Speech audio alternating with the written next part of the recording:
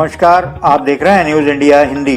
नटेरन में तेज हवा के साथ हो रही तेज बारिश ने किसानों की मुसीबत बढ़ा दी है। जिम्मेदारों की शिथिलता के चलते सैकड़ों क्विंटल गेहूं खरीदी केंद्रों पर तुलाई के इंतजार में पड़ा हुआ है। बीती रात तेज बारिश होने से किसानों में अफरा तफरी फैल गई। खुले मैदानों में पड़ा सैकड़ों क्विंटल गेहूं अचानक हुई बारिश से किसान बचा नहीं पाए और गेहूं भीग गया। किसानों का कहना है जिम्मेदार अधिकारी तुलाई का सिर्फ आश्वासन देते रहे, लेकिन उपज की तुलाई नहीं हो सकी।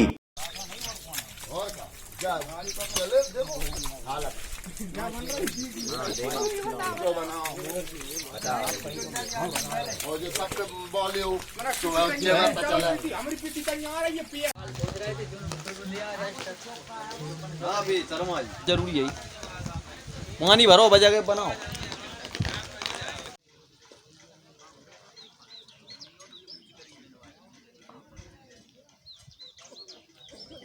कोई व्यवस्था नहीं है सर।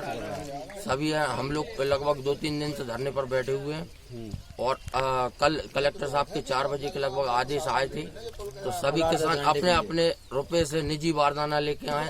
यहाँ पर हमारा गेहूं पड़ा हुआ है। मेरा गांव पड़ा गिरा, मैं यहाँ से लगभग आना जाना 56 किलोमीटर पड़ता है, तो मैं अपना जो गेहूं वहाँ से लेके आया हूँ। उसके बाद में गेहूं पड़ा हुआ बारदाना जो है हम 25 रुपए बोरी में 30 रुपए बोरी में हम खरीद के लाए। अच्छा, स्वयं निजी स्वयं अपना खरीद के लाए और हमारे यहाँ पर गेहूं पड़ा हुआ, अगर सरकार नहीं तुलवाती जो यहीं सड़ जाएगा, हम नहीं ले आए। और अभी तक कोई अधिकारी या कोई नहीं आया है। हम अपना ये देखिए तिरपाल सब ढके हुए हैं, ये हम ही बोरियां भर के स्वयं अपनी लेबर से भरवा कर। परसों हमने नटरन में जाके धरना दिया। परसों के दिन 2 दिन तक हम धरने पर रहे तहसील में। वहाँ पे आश्वासन नहीं मिला और कुछ नहीं मिला कलेक्टर साहब द्वारा कि आप मतलब तुलाई चालू कर जाएगी। लेकिन स्थिति ये यहाँ पे हमारे शिव केंद्र में कि बारदाना ही सबसे बड़ी समस्या रही है। बारदाना यहाँ पे 8-10 दिन से बारदाना नहीं है, तो कलेक्टर साहब ने आज आश्वासन दिया, तो सभी किसान भाई यहाँ पे हमारे शिव के अपने निजी पैसे से 25 रुपए बोरी में, तो जिसको जैसा मिला उस रेट में बारदाना खरीद के लाए सभी किसान भाई सबने।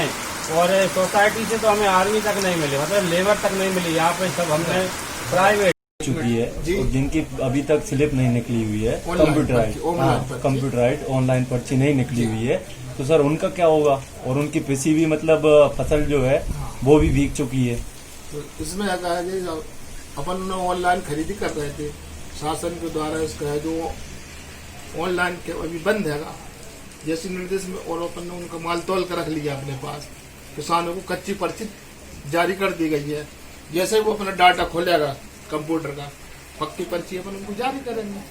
तो क्या ये कच्ची पर्ची मान्य रहेगी उनकी, या फिर शासन उनको वापस कर देगी उनका माल? अब जो अपन नहीं कह सकते इस बात के लिए, शासन वापस करेगी या नहीं करेगी। जैसे वो आदेश होगा, तो जैसे साइड खुलेगी हमारे कंप्यूटर में, हम पक्की जारी करेंगे पर्ची। खरीदी केंद्रों पर कच्ची पर्ची और पक्की पर्ची में शासन के आदेश को उलझाकर अन्नदाता का पानी में भीगा गेहूं सरकार खरीदेगी या नहीं खरीदेगी, अस्पष्ट है। कैमरा पर्सन नरेश मीणा के साथ रवि चौरसिया, न्यूज इंडिया हिंदी, विदिशा।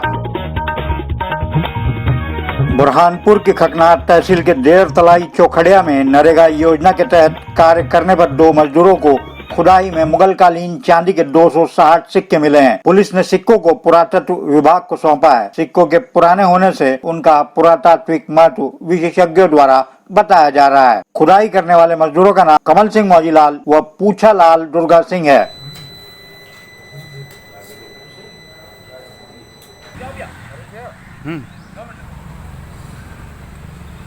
ग्राम चौखंडिया में मनरेगा के तहत वहाँ एक तालाब निर्माण का कार्य चल रहा है,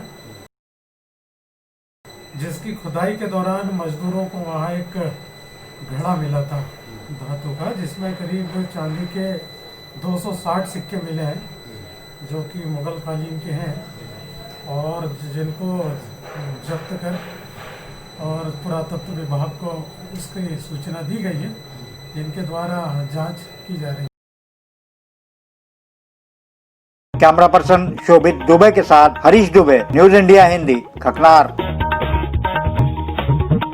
शाहजहांपुर के एक निजी अस्पताल में मानवता को शर्मसार करने वाली तस्वीर सामने आई है। हॉस्पिटल में एक 80 वर्षीय वृद्ध को हाथ पैर बांधकर इसलिए रखा जा रहा है कि उसके पास हॉस्पिटल बिल के बाकी रुपए चुकाने के लिए पैसे नहीं है।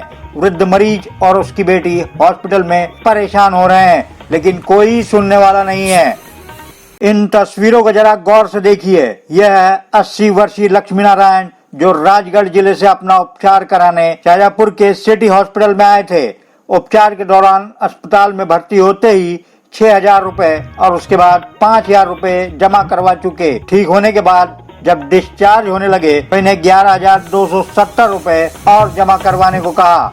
जब इनके पास नहीं है, इनकी बेटी ने कोशिश भी की, लेकिन कोरोना के चलते रुपयों की व्यवस्था नहीं हो पाई तो हॉस्पिटल प्रबंधन ने इनको छुट्टी देने से मना कर दिया और वृद्ध जब घर जाने लगे तो उन्हें वापस बेड पर सुला दिया और हाथ पैर बांध दिए। और अब इनकी बेटी को भी यहाँ से बाहर नहीं जाने दिया जा रहा है। हाँ, क्या क्यों बांध रखा आपको?